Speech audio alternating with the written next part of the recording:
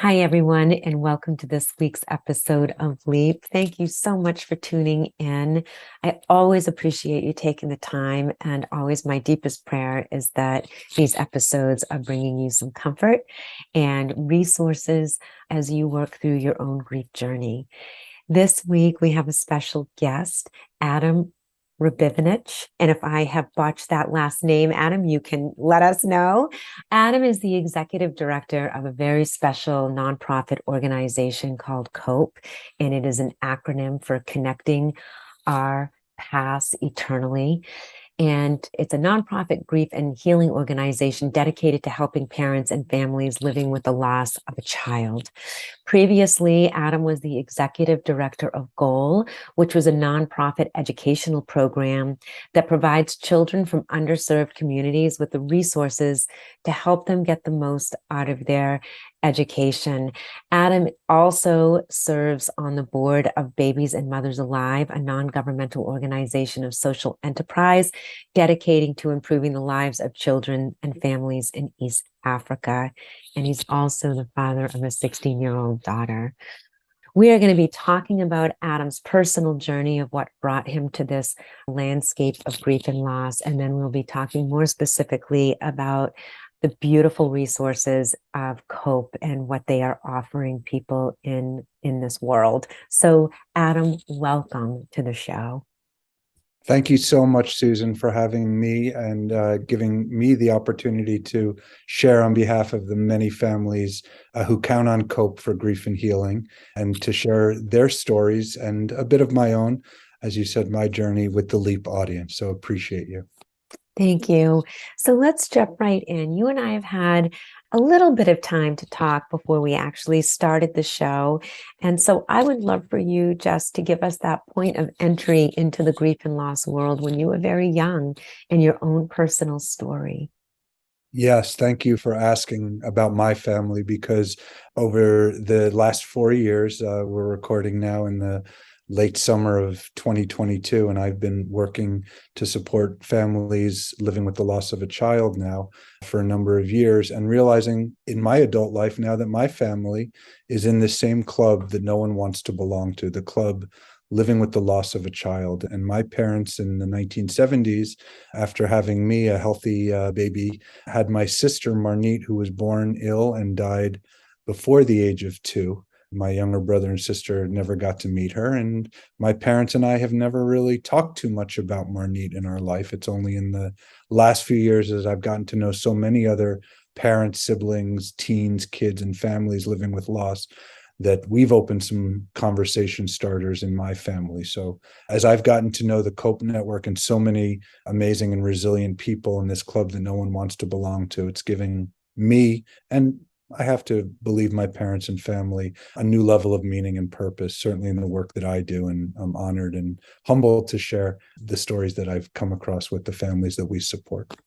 Thank you, Adam. So I'm curious, now that you are an adult and looking back through the eyes of your childhood, do you recognize how the death of your sister, do you feel that it impacted your family in a way that's more tangible and noticeable now that you're doing this work? Do you know what I mean by that? I'm not sure that's a clear question. It's a great question. It's crystal clear, and I've been reflecting a lot on it, and I'll use some language which has resonated for me.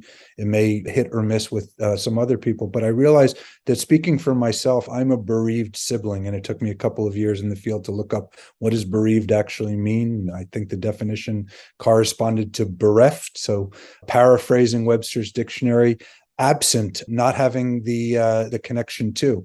So I have not had a physical life journey connection with my sister Marnit, who died. I don't consider myself a grieving sibling because I was a young kid. I have some vague, vivid memories of playing peekaboo with my sister when I was 4. She was not even 2.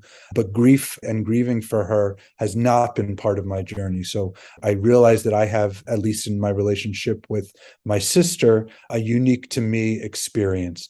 Having said that, as I've gotten to know so many siblings and now parents and others who are living with loss, I hear from them that at different points in their grief journey, time and healing being 2 major components, that dynamic of bereavement and grief can interplay. And one of the things I've learned from my colleagues, and for full disclosure for your audience, I'm not a clinician, I'm not a clinical professional. At COPE, we have a whole team of amazing clinicians. I'm sure we'll talk more about them and the work they do.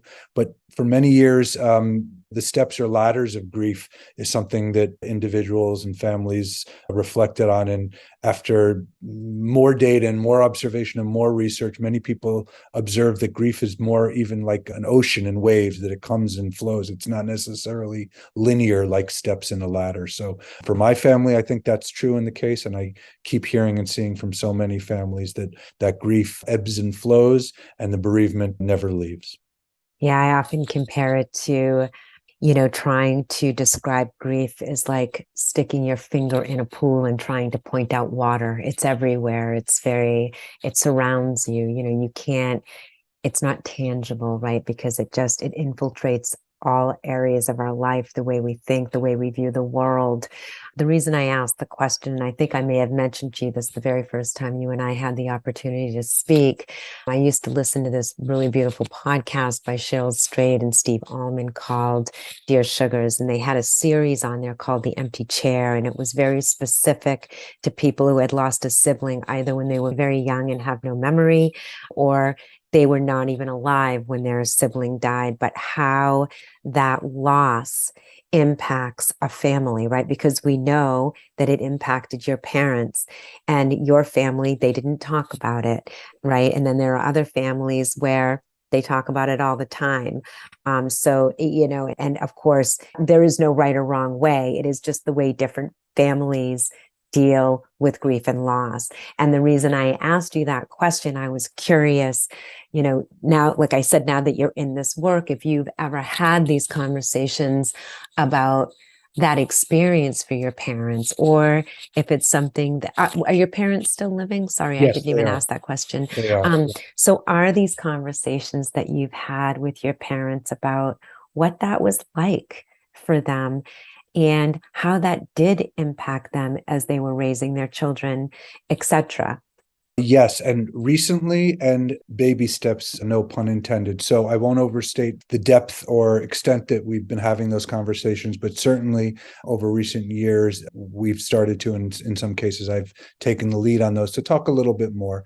I will quote, we hosted at COPE a recent workshop, and we're going to be talking hopefully about all of our programs, including our healing workshops. And so I'll borrow the title from one of our recent facilitators, that it's never too late to grieve. And so I don't feel any hesitation 40 years on to talk about Marnit, even when it sometimes feels like the first time that we're doing it. So no, thank you for asking. And one thing I've gotten crystal clear from my parents is that even if they had the time, interest, capacity, because my brother and sister came along, and I don't know if they had the energy to reach out for support, but there was nothing like COPE for them 40 years ago in the suburbs of New York, where they were living and grieving. So again, it's an honor and humbling to be able to lead an organization that's helping people like my parents day in and day out. Thank you. That's a beautiful segue, because my listeners know that I ran bereavement groups for many years at the Center for Grieving Children, which is a little bit misleading, because really it's everywhere from a 3-year-old to a 103-year-old, the different groups that they offer. When the Center for Grieving Children, it came about from a man whose sister died, and he had to raise the 9-year-old daughter, and there was no place available. And so we know we've got beautiful resources around the country now, still too few as far as I am concerned. But I would love for us to start talking about COPE. And please tell us where COPE is, how it started. I have read the story of COPE and the founder, but let's start from the very beginning around how COPE was even born. Sure. And I appreciate having the opportunity to chart a path. So again, listeners and your audience knows who we are, that we're here. We're going to talk about where here is, especially now in 2022 when we're recording, hopefully coming out of a pandemic and certainly social distancing, and where we're going and how people can connect for support and also to pay it forward. COPE goes back as a vision to the 1990s, when our founder, Lily Julian, living with the loss of her 20-year-old daughter, Michelle, had a visit from Michelle in a dream. And Michelle said to her, essentially, that Michelle was okay, but it was the others, the ones who were left here, on this plane aren't okay, and that Lily needed to reach out to others and help each other. So that was the catalyst and the original origin of the network, where Lily and eventually her co-founders of COPE came together in somewhat informal ways in their kitchens and in their living rooms, and connecting with other parents and family members in this club that no one wants to belong to, leaning on each other, supporting each other, and building a network of support. And just a few years later, they recognized clearly that there was more and more need and more demand and more that could be done. So the organization, the corporation, originally a nonprofit trust for your nonprofit listeners, was started in 1999.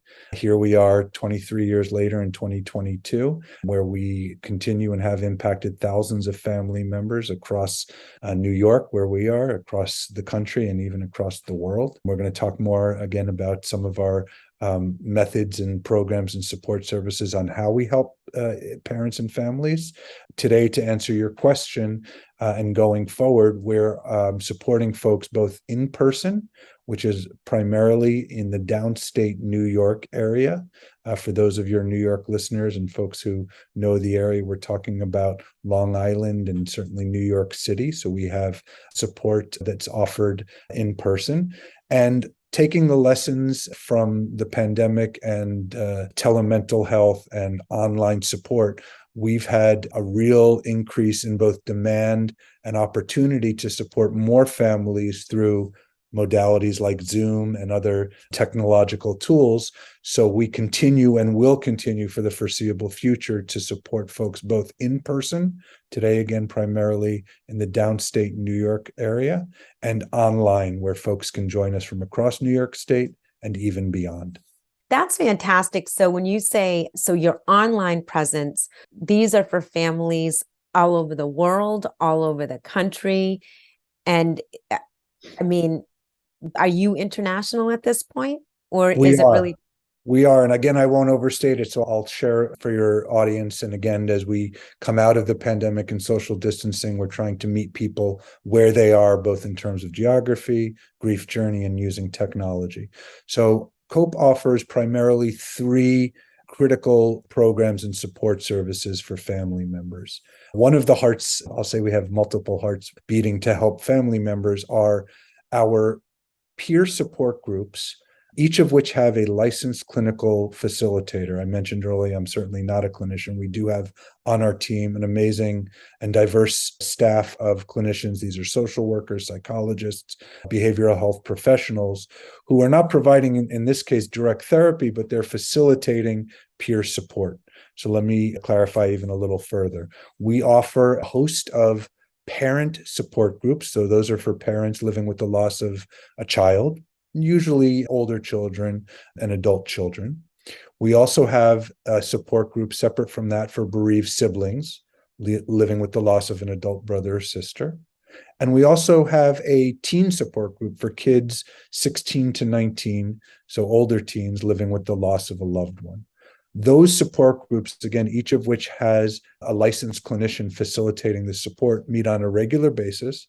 And we offer those groups both in person in downstate New York and online. And folks who are interested in learning more can connect with us through our website at copefoundation.org. So thank you for that, Adam. It sounds like that you offer just a myriad of different resources and support. And I know one question I do want to ask, is there a cost associated to families for the different levels of support that are offered through COPE? Oh, great question. Thank you for asking. The short answer is no. We are a nonprofit organization. So all of our support groups are healing workshops, which I'll talk about in a little bit. And we also offer a camp and retreat for kids and their parents and caregivers. All of those are free of charge. And so the way that we sustain the work that we do so that we can be there not only for the families that need us today, but those that inevitably will need us tomorrow and the next day and the next day and the next day, is we rely on the investment and philanthropy of donors, individual donors and corporations and foundations. So for the most part, all of our programs and services are free of charge.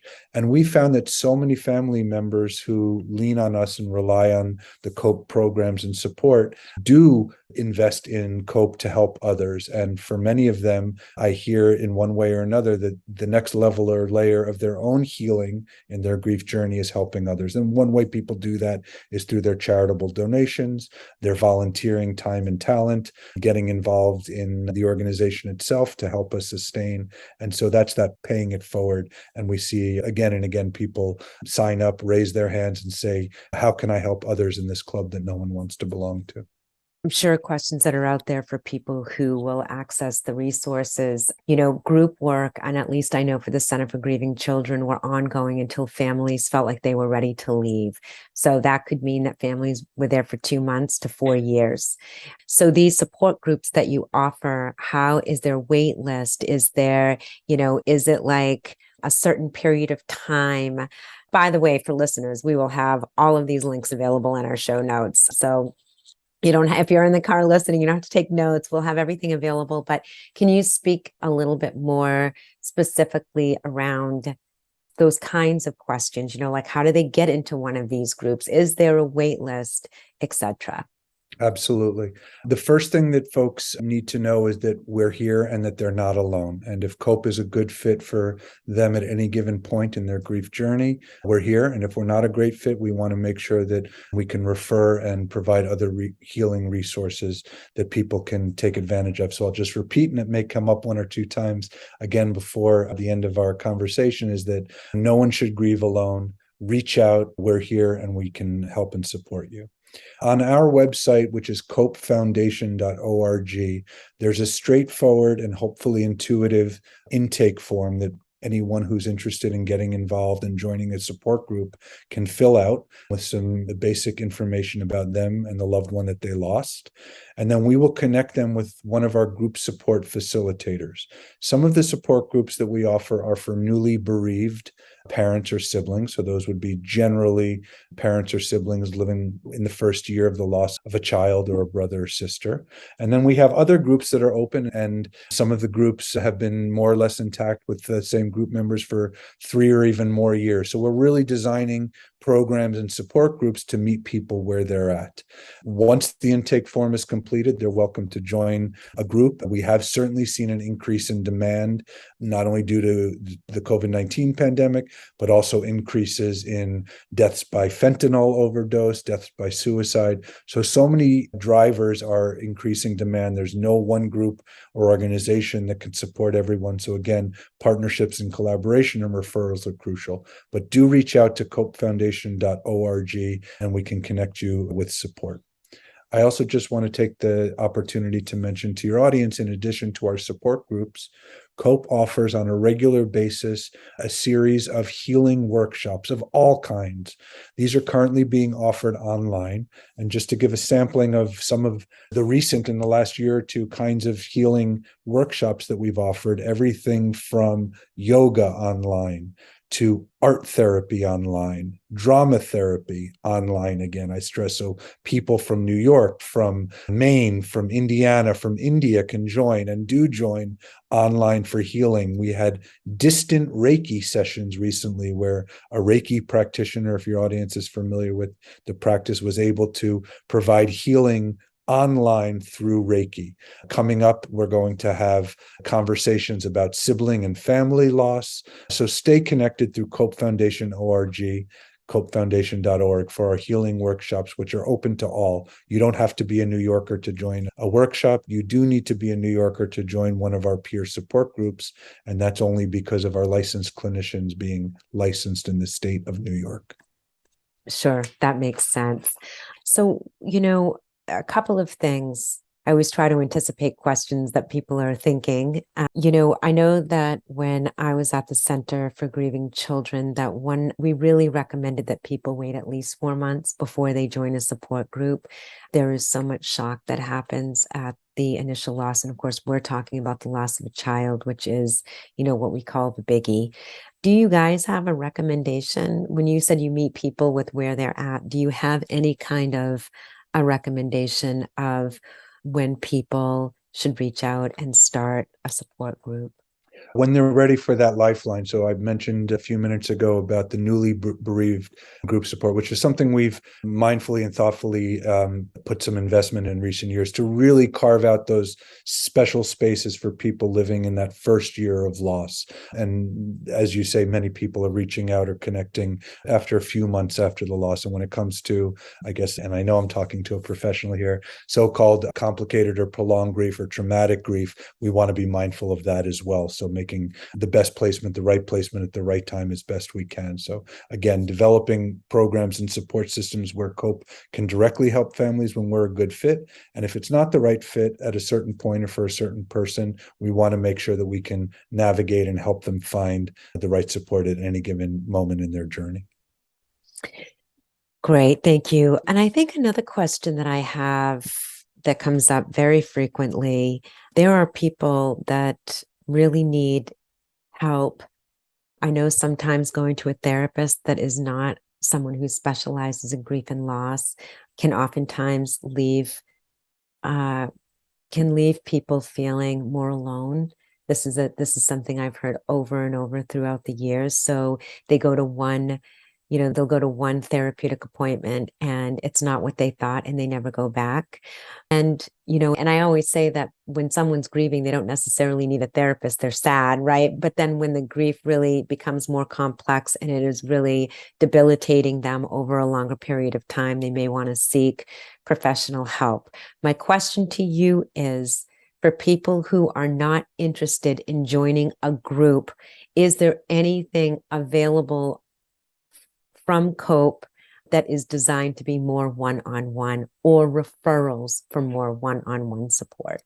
Thank you so much for asking. I do want to make sure that your listeners know that COPE offers a volunteer manned and womaned phone line during the week where other bereaved parents and siblings who are also trained volunteers are available to speak by phone. And this is not a crisis hotline. We can call it a warm line for clarity's sake. So this is not a crisis line. This is an empathetic and understanding listener who can also point to some resources. So we're calling it the COPE line to be succinct. And your listeners can find out more information on our website, how to call and connect with an empathetic bereaved parent or sibling, a volunteer, for some one-on-one conversation. That's amazing. That really touched me. I could feel myself.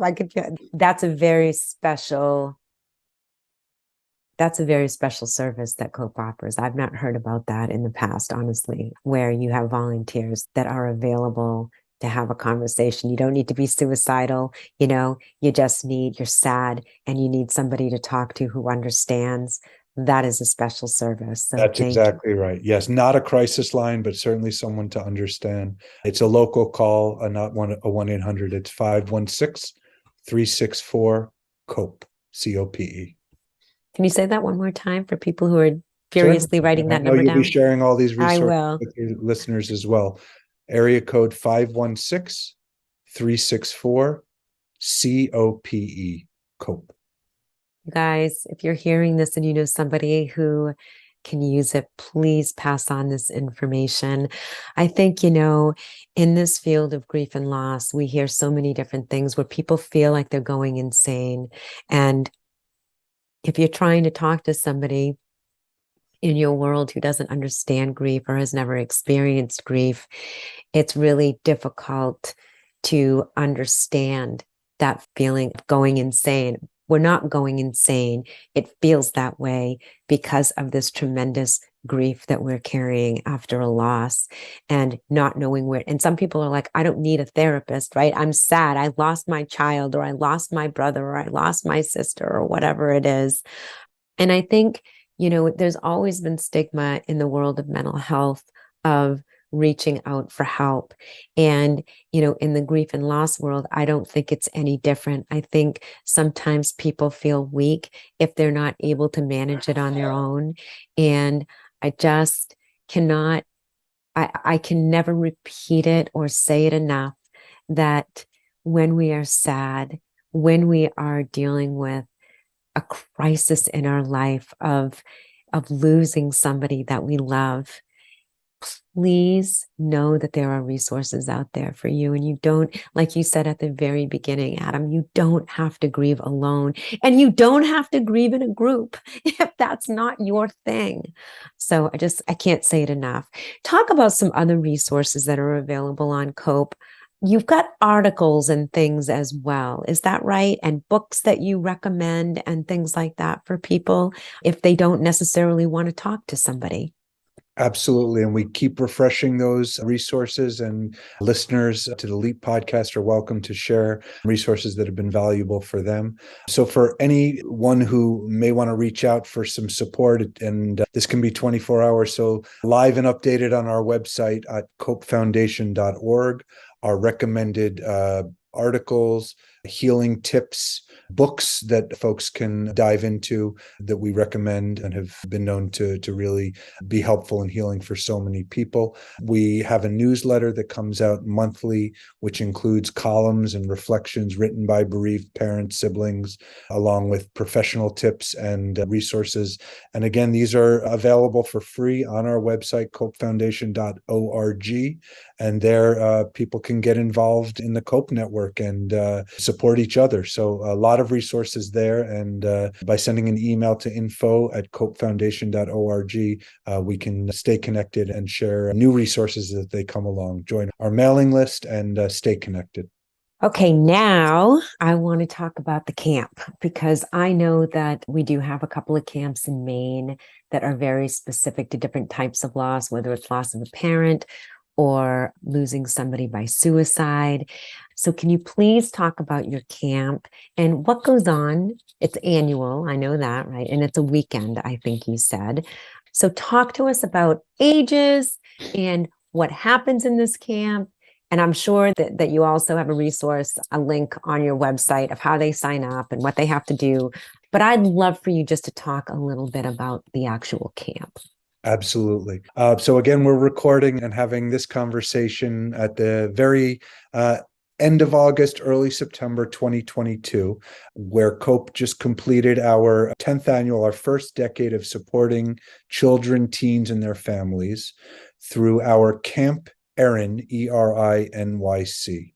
So 10 years ago plus, we became proudly part of a network of Camp Erins, hosted and supported by the Eluna Network, ELUNA, which is a national network of camps, not only bereavement camps, and it's the largest network of national bereavement camps in the country, in North America. And these are for youth age 7 to 17, grieving the death of a significant person in their lives. So each summer, in our case, between 50 to 60 amazing, resilient kids and teens come together with volunteers, both clinical volunteers and supportive mentors, many of whom are former campers, I should mention as well. And it's a weekend filled with grief and healing support, as well as fun camp activities. For anyone who has attended or knows people who have attended a summer camp, maybe they've talked about rope courses and, of course, swimming and water sports. And it's a mix of supportive grief and healing plus real get out and have a great summertime experience. This is free to attend. Folks can connect to Camp Erin NYC through our website, copefoundation.org.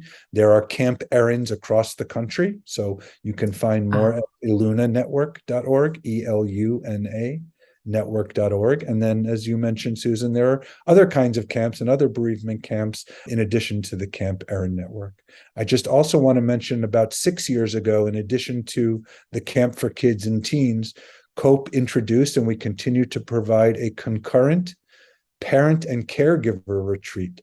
So during this special weekend, the kids and teens are having their own grief and healing and camp experience, while their adult caregivers are having their own retreat and grief and healing experience. And we found that when they come back together after an amazing and intense 72 hours, each family now has new tools and a common language that they can carry forward in their individual and shared grief journey. So it's really a powerful way to support the entire family unit.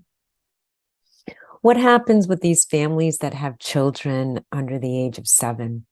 So we can certainly and do connect families who have kids younger, as for example, I was when I was 4 when my sister Marnit died. We have, again, on our website, and people can reach out, we have all kinds of connections and partnerships and referrals with organizations that can meet people where they're at any point in their grief journey, any age. And so if COPE can't help directly, we can certainly connect you with the right folks. So please do reach out.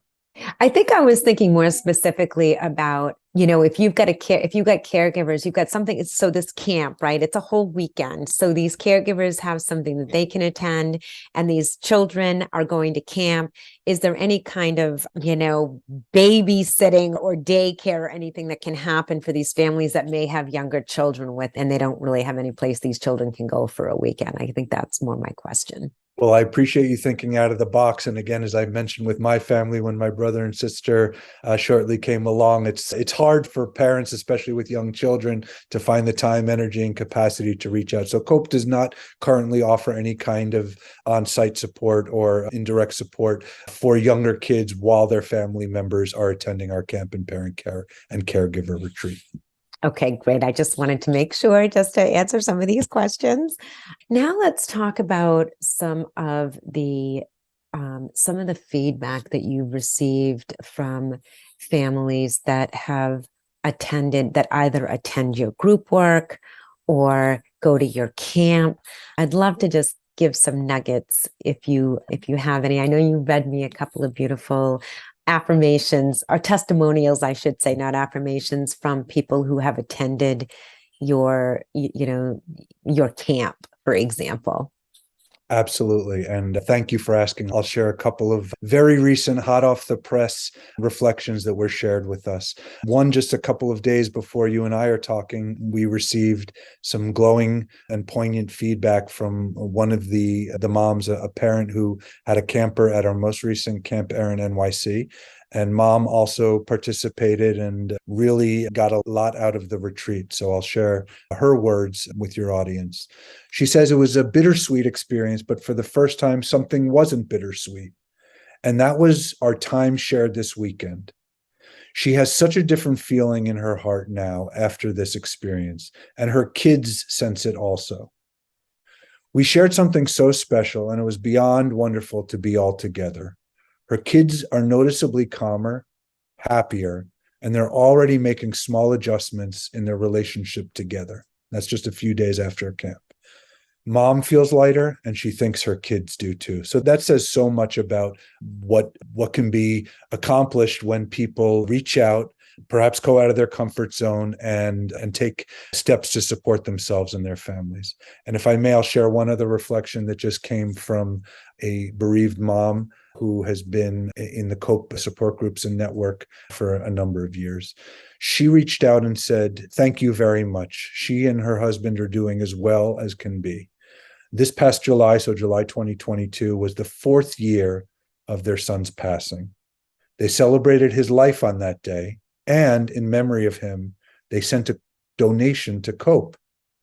She then explained why. She said, "COPE's done so much for them, and while they are coping on their own, they thank COPE, and I'm sure other organizations and resources, that they now have the skills to do so, and they'll never forget us." So that's an example of not only a mom and dad getting direct support, but also paying it forward to help through their financial generosity other members in this club that no one wants to belong to. So that helps ensure that COPE can be there not only for the families that count on us today, but also those that will inevitably need us in the future.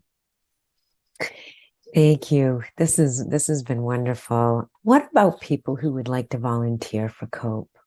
Yes, we welcome and offer up meaningful opportunities. In other words, ways that people can give their time, talent, and energy, in addition to their philanthropic and financial donations, which are always welcome.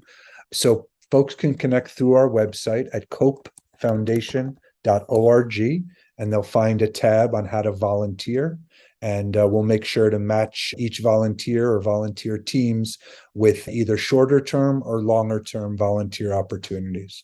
We're also always looking for new board members and committee members to help strategize and sustain the organization for maximum impact in the future. So if you're interested in any kinds of volunteer opportunities, please reach out, and we can cultivate and create an opportunity that meets your own volunteer goals and journey, and also helps COPE be there for the families that count on us. Yeah, and going back, I can't seem to let go of this idea of having people that you can call if you just want to talk. What is that hotline? Is it 24 hours? Is it within a specific time period and time zones? Yes, thank you for asking, clarifying. And I'll just say again, this is not a hotline or a crisis line. We call it the COPE line, and it's a resource for grieving individuals who need some extra support. So these are volunteers who are trained to respond to each caller, and they can provide resources, referrals, or just be there to listen. The number is a local New York number, not a 1-800 number. So folks can dial 516-364-COPE or 364-2673. And we have volunteers currently weekdays from 9 a.m. to 9 p.m.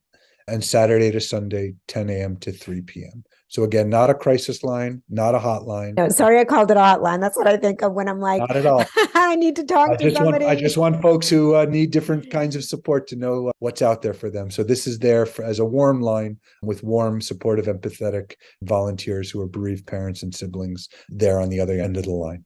And so if they call, are they put into a queue on a sort of like waiting if there's nobody available? Or That's how does that work? right. And we'll aim to get back to people as soon as possible. These are volunteers. They're giving their time, talent, and energy to be there for folks. Those were all New York Eastern Standard Times that I mentioned. So New York Eastern Standard, perfect. Exactly. If you reach out and don't get that warm voice right away, we'll do our best to get back to you as soon as possible. So they can leave a message. Absolutely.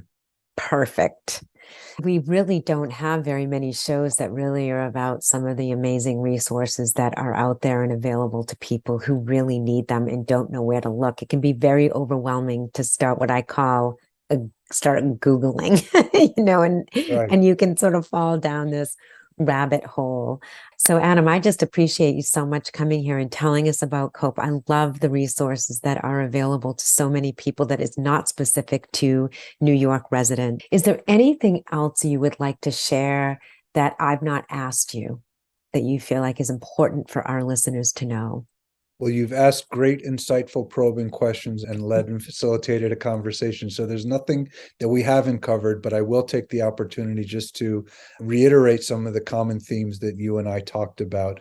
First and foremost is that no one listening and no one who's listening on behalf or in support of others who may be grieving and bereaved, no one should grieve alone. So do reach out to COPE, reach out to other resources locally that can help you. And take that step. You deserve it. You owe it to yourself and to your family. So we're here for you, and no one should be alone in their grief. And the second point is that the next level of healing, which I mentioned a few minutes ago, for so many people, or the next layer of healing, can be helping others. So if and when you're ready, get involved, join the COPE network as a volunteer and a donor, join other networks in your area. And that help healing can come in so many ways and does come in so many ways. And paying it forward and helping others is just one tool that you can add to your own grief toolbox. Thank you. I just feel like I need to punctuate that point of volunteering because I remember, well, as a therapist too, I know some of the best ways for people to get out of their own depression is to provide service to others. And I know that after the death of my brother, it was my grief therapist who told me about the Center for Grieving Children. And I remember thinking, how could I possibly help anyone else? I am so sad. So I had to do some of my own work first. And then when I felt ready, I went and I learned about the volunteer opportunities. And I can absolutely say for certain that volunteer work in some ways saved my life. And the family that I just felt like I was being welcomed into this family, both with the volunteers and the families that came that understood. And just being with people who understood was so powerful and healing. So I want to put that out there to our listeners too. So Adam, thank you so much for being here with us today and sharing the incredible work that COPE is doing. And thank you, listeners. I hope today was really helpful and that you have learned something new about some of the support that is available either for yourself or for people that you know that are grieving. Please remember that all of the information and all of the links will be in our show notes. So thank you, everyone. Have a wonderful week, and we'll see you here next time. Bye for now.